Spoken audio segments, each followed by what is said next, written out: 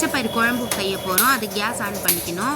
Case on பண்ணிட்டு கடாயை வச்சுட்டு இப்போது பருப்பு போட போகிறோம். 3/4 கப் பருப்பு போட்டு நல்லா வறுத்துக்க போடுறோம். நல்லா வறுபட்ட உடனே செவக்க வறுக்கணும். செவக்க வறுத்துட்டு நல்லா வறுபட்ட உடனே அது என்ன பண்ணணும், எடுத்து குக்கரில் வேக வைக்கணும். 2 தக்காளி, 3 வெங்காயம், பச்சை மிளகாய், பூண்டு போட்டு வேக வைக்கணும். கொஞ்சம் பெருங்காயத்தூள், கொஞ்சம் மஞ்சத்தூள், தேவையான அளவு தண்ணி விட்டு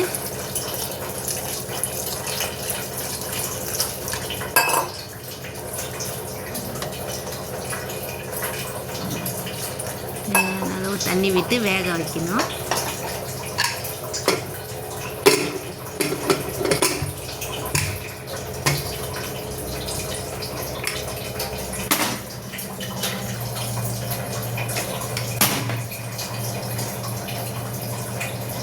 ரெண்டு விசில் வந்தால் போதும்.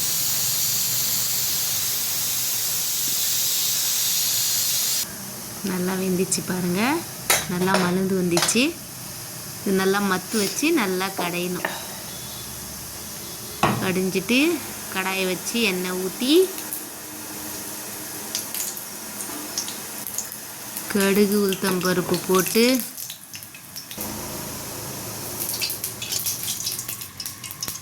கடுகு, வெந்தயம், இப்போ கொஞ்சம் சீரகம் போட்டு நல்லா செவக்கட்டும். வெங்காயம், கறிவேப்பிலை போட்டு நல்லா செவந்துட்ட அப்புறமா நல்லா இந்த கடிஞ்சு வச்ச பருப்பை எடுத்து அதில் ஊற்றணும். இது நல்லா செவக்கட்டும். கொஞ்சம் பெருங்காயத்தூள் போடணும். போட்டு சாம்பார் பொடி, கொஞ்சம் சாம்பார் பொடி போடணும். நான் ஒரு ஸ்பூன் இல்லை, கொஞ்சம் திட்டமாக போடுறேன். சாம்பார் பொடி போட்டு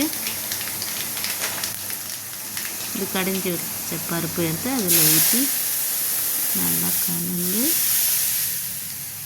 சாப்பிட்டோன்னா அம்புட்டு ருசியாக இருக்கும்.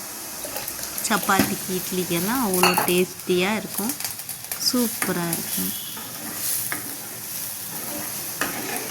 உப்பு பத்தலைன்னா போட்டுக்கோங்க.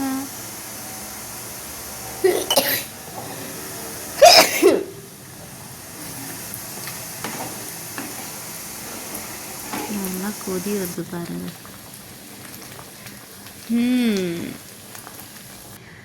சூப்பர்.